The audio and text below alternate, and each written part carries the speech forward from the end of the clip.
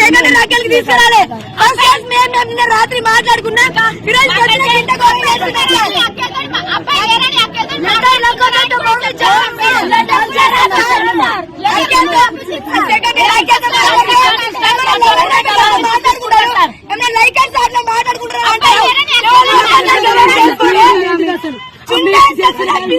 అంటున్నామే. Sir నిన్న mess leader కి late అయింది సార్, అయితే చున్లే సార్, అయితే పిసికేస్తా అని చెప్పారు సార్.